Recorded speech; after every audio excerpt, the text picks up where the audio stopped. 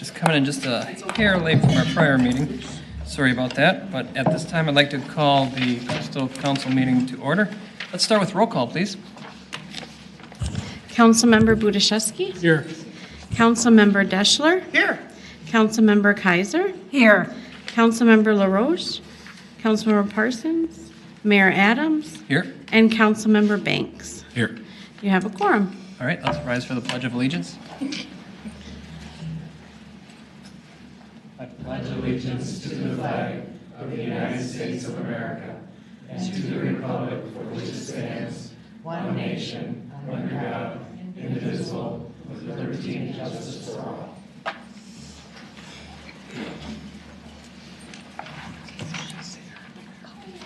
All right, council members, we have an agenda before us. Looking for a motion on that agenda. Brendan? I move to approve the agenda. All right, thank you. Looking for a second. I'll second. Thanks, Therese. All members in favor, please say aye. Aye. Opposed, say nay. Motion carries.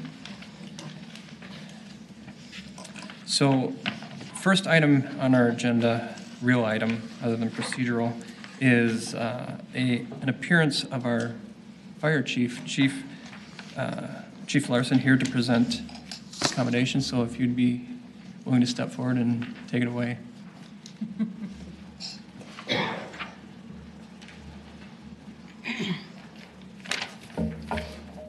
Mr. Mayor, members of the council, I'd like to ask John.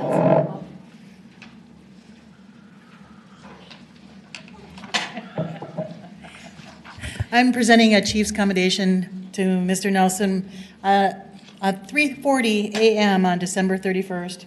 He was plowing the streets in the area of the 5,000 block of 62nd Avenue North when he saw what he thought were flames in a basement window of a home. He then stopped to investigate, and at that time, the fire vented through the window of the basement. He notified his supervisors, and they called 911. And then he went to see if anyone was hurt. When he got to the house, the resident of the home was just coming out, and he escorted her away from the home and waited with her for police and fire to respond. He then went and made sure that the hydrant was cleared out, I do believe. And it is because of his actions that we were able to respond and get the fire under control quickly with no damage to the neighboring homes. So I just want to thank him very much for his efforts on that evening and present his commendation.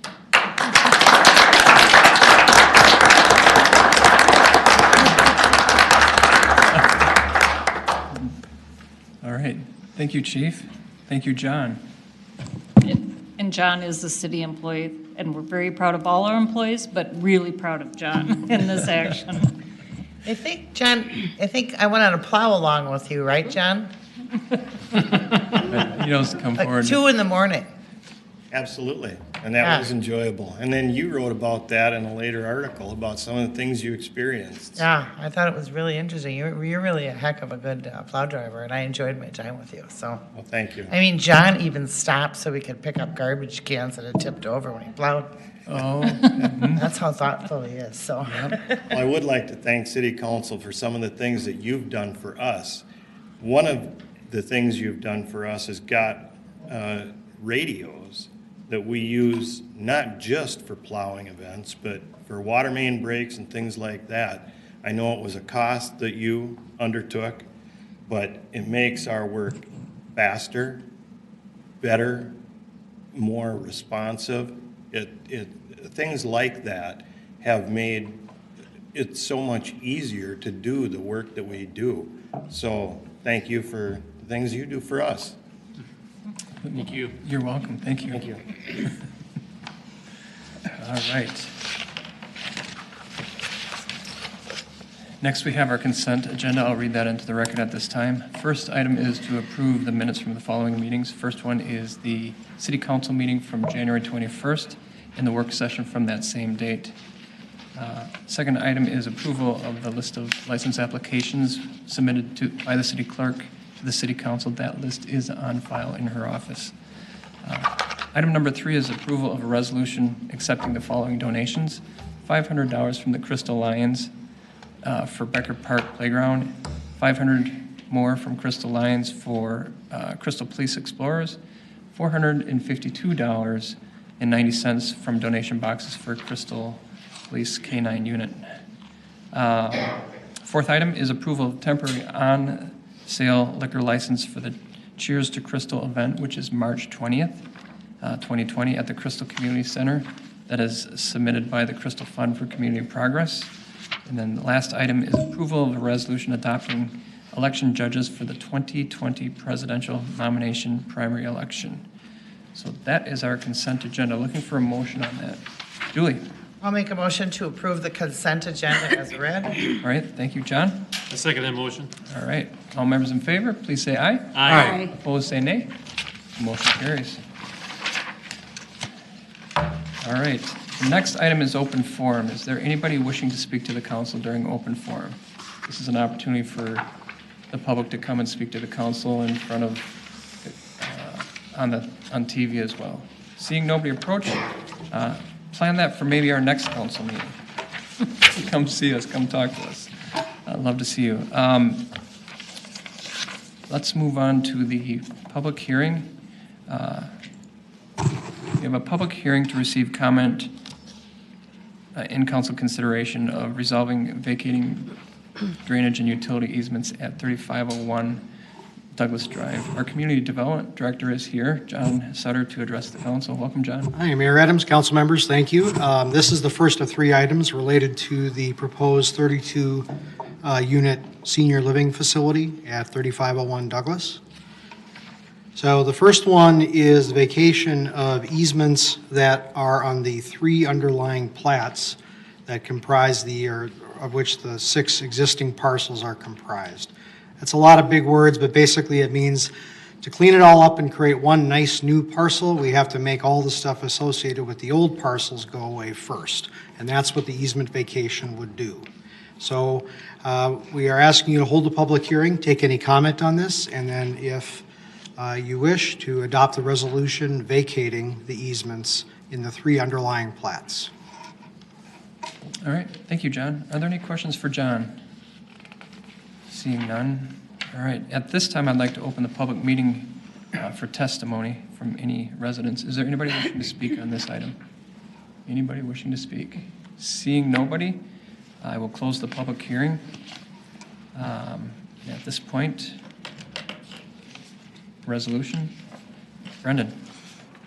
I make a motion approving the resolution for vacating the easements within the plats of Douglas Plaza, Douglas Medical Plaza, and Anderson's Gardendale Acres. Thank you. Looking for a second on that. John? Second that motion. All right. All members in favor, please say aye. Aye. Opposed, say nay. Motion carries. First item on our regular agenda is the expenditures that are $25,000 or greater. I'll read those into the record at this time. Crystal Leased Housing Association for the semi-annual TIF note payment, that's for Kavanaugh, $127,812. Met Council for Water Services for February, $117,128. Mike Motors of Minnesota for the chassis of the new 2019 sign truck for street department, $40,823. U.S. Bank for the semi-annual bond debt service principal and interest, $3,311,018. West Metro Fire Rescue District, January contribution to the West Metro Fire is $106,380. For Lotus, for the network services, we have $41,868.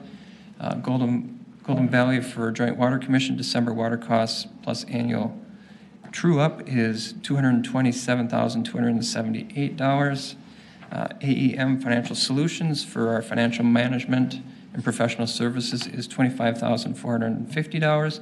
Minnesota Para for employee and city required contributions for pay date 1/10/20 is $62,449. Total disbursements $25,000 or greater is $4,060,207.31. Questions from the council on these items? Julie? I do. The AEM Financial Solutions, Ann, I know that we subcontract out for our finance director. Correct. But I mean, I'm praying we're not paying that monthly. Oh, the monthly base for financial services is, I believe, $12,000. And then we are paying $9,000 because we had turnover on staff with utility billing. So that is a chunk. And then we have started 2 projects that are another $4,000. And I don't know if that adds up to 25 for electronic timesheets, and then integrating some of our permit and code enforcement things with our financial system. So it should reduce down to about 13,000. 13,000 a month. So essentially then for that, are you getting like a full-time accounting person and a finance director, or? Finance director in the office 1 day a week, and then managing budget, finance policies, long-term planning, and investments. They do all the investments. Because I notice other cities subcontract finance directors too, but, you know, $12,000 a month seems kind of high. Maybe it's not if I do the math. So maybe I'm giving you, maybe I have my numbers backwards, but I'll find it for you. I think it's about 120,000. No, so that's not right. I'll find the right number for you. Well, so in a big-time finance director is probably 120,000 salary anyway, your plus Oh, benefits, more than, plus more than. para. Right. So, okay, I guess I just want to make sure that, you know, we're not overpaying, but it doesn't sound like we are. Okay, that was it. Okay. Other questions?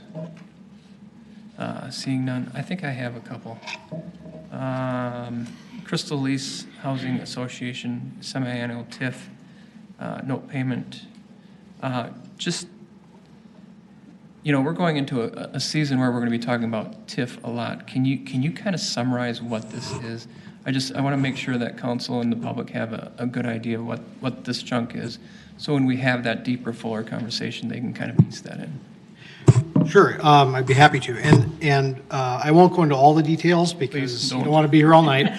But basically, we did not create a TIF district for the Kavanaugh. 100% of the property taxes that building is paying are going to the regular taxing jurisdictions. However, we had available increment from another housing district in the city, and we used that to pay off the TIF note as a small portion of the development financing for the Kavanaugh. The TIF note was about $1 million. The total cost of the Kavanaugh was about $25 million.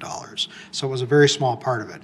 The final thing I'll mention is after this payment, we'll have 3 more left, and then it'll be all paid off because we're paying it off in advance because interest rates, the interest rate in the TIF note are much higher than prevailing rates, and so we're paying it off as fast as we can to the benefit of the city. All right, thank you for that. U.S. Bank for semi-annual bond debt service principal and interest, that's $3 million. That was a big number. Ann, can you handle this one? Kind of give us an idea Sure. where these bonds came from and All the what that bonds, is. the debt services for all the outstanding street reconstruction financing that we did, and I think there are 6 outstanding bond issues. And I can't recall what the breakdown is of principal versus interest, but I can get that for you. as Okay, well. and this is not paying any down or off? No, correct. Okay. Although last year, was it last Late year? last You year. did call a Yep. couple of prepay some, correct? Okay, so we'll get 2 of these this year. Okay, just kind of an awareness thing for us.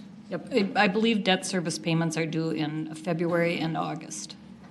So Hennepin County collects that through the property taxes, and they Correct. give us a check, and then we in turn pay the Correct. debt service. Correct, because we're the ones who issued the bonds. Right, Correct, okay. the city did. Yep. Correct. And just kind of a little bit more clarity on that's a pass-through for the city, but it's not a pass-through for the people, for the residents. Oh, I know.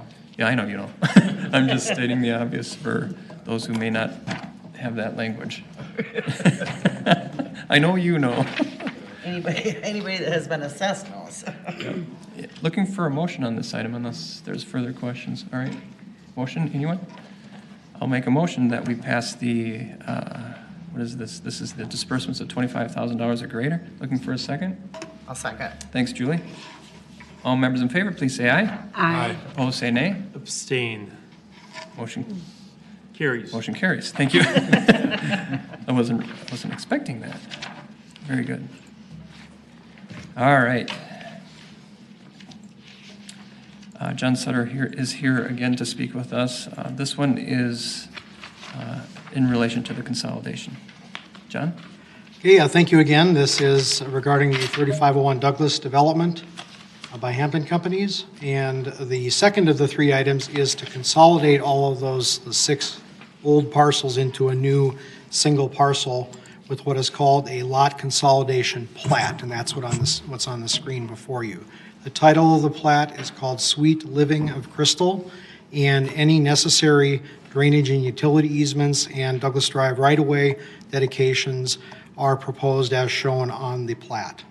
So I'm not going to go through all the criteria. Suffice to say that it meets all the requirements of city code, and we are asking that you adopt a resolution approving the final plat. No public hearing is required for this item, so you can go ahead and act on the resolution if you wish.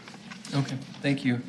I had a couple questions on B, item number 2 under final plat features. 2,300 square feet of additional street right-of-way. Do you have any idea how many more feet back setback that might be? Let me see if I can zoom in a bit. It's at the south end, I know it's 7 feet. And then because Douglas starts to widen out here to make room for the median at 36, the additional right-of-way widens with it. The current right-of-way line is a little narrower, and it gets down to this. Actually, I can go up a few pages and show you. So this dashed line here is the existing road easement. The main difference is whenever this thing gets down to 7 feet wide, then it becomes a straight line straight down, parallel with the heavy line there. Okay. So that's what will happen afterwards. This is something that the county typically requests along county roads like Douglas, is to have an additional 7 feet in case they want to move the sidewalk further out from the roadway, or perhaps put a bike trail in or something. They don't have a defined purpose for that, but the current 66-foot right-of-way is substandard for a county road, and so this is an opportunity for them to request the additional 7 feet. Well, that took care of my next question. Thank you.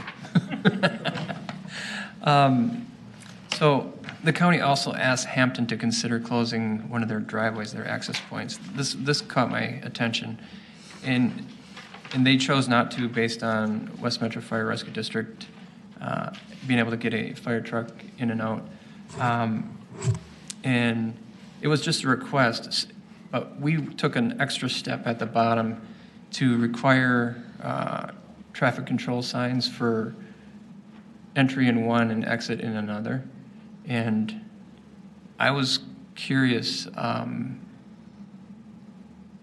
of why we did that. So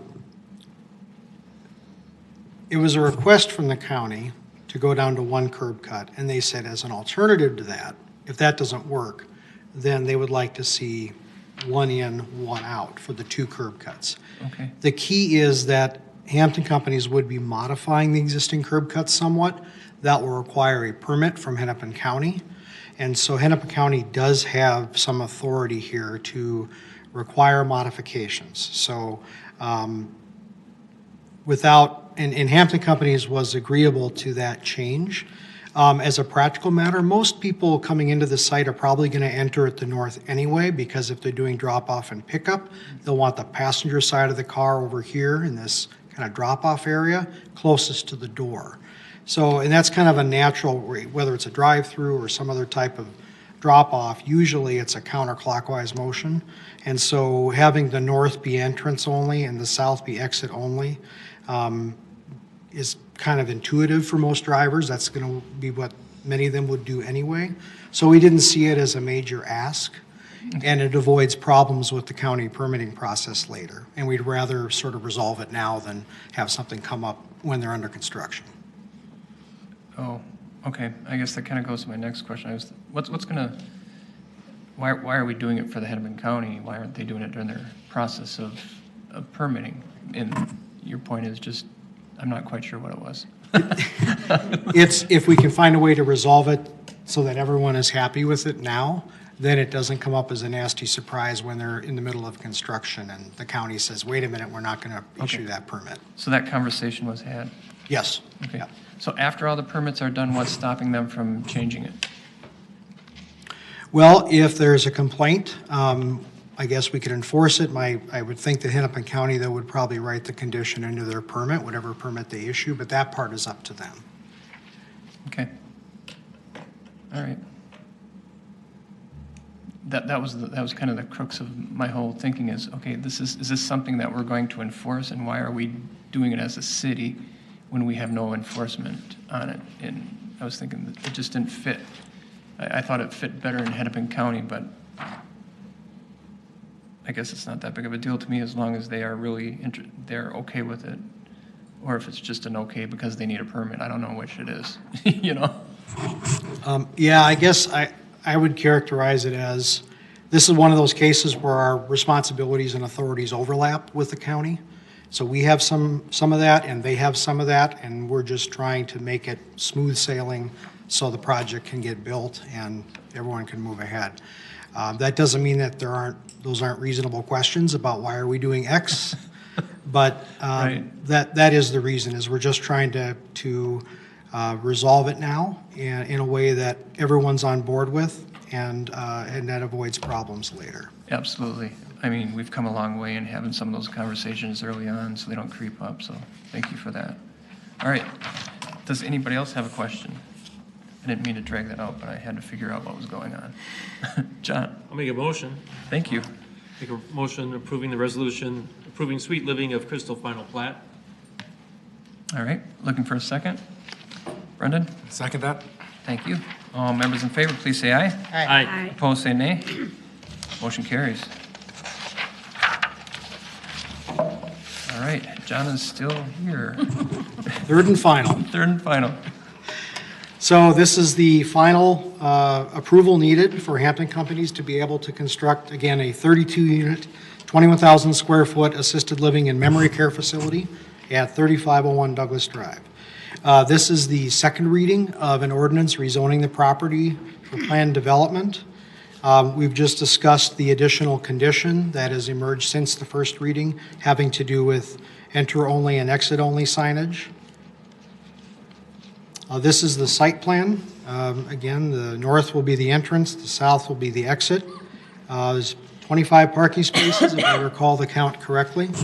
And this will pretty much fill the site of the consolidated lots that you just approved with the lot consolidation plat. The northeasterly corner is a stormwater infiltration basin. The landscaping plan shows a significant amount of new tree planting. And all these plans have been reviewed by city staff. The Planning Commission held a public hearing on January 13th and recommended approval. And as I'm sure you recall, the council approved first reading on January 21st. So with that, and this is the proposed building. So with that, we would ask you to take two actions tonight. First, to consider second reading and adoption of an ordinance rezoning the property to planned development. And the second would be to approve a resolution allowing summary publication of the ordinance. Finally, the anticipated schedule going forward, they would probably close on the property and then demolish the existing office building and rental house late spring of this year, start construction this summer, and they expect to complete the facility in early 2021. So with that, I'd be happy to answer any other questions. Questions for John? Go ahead, John. Just a procedural question. Can we combine both resolutions in one vote? Not on this one. Mr. Mayor, I'd recommend you not do that, just Okay. because of the ordinance Okay. involved. Yep. All right. In that case, then I'll go ahead with the first one. All right, thanks, Are there any John. questions? So I make a motion approving an ordinance amending the zoning map to rezone property for Hampton Companies located at 3501 Douglas Drive North from commercial and low-density residential to commercial and planned development. Thank you, John. Therese, would you second that one? I will second that All one. right, thank you. All members in favor, please say aye. Aye. Opposed, say nay. Motion carries. Want to hit to the Then I'll next? jump on the second one. Yep. Make a motion approving the resolution for summary language for publication of ordinance number 2020-01. All right, thank you. Therese? I will second that one. All right, thank you. All members in favor, please say aye. Aye. Opposed, say nay. Motion carries. All right. Wow. That was pretty quick. We do have some announcements.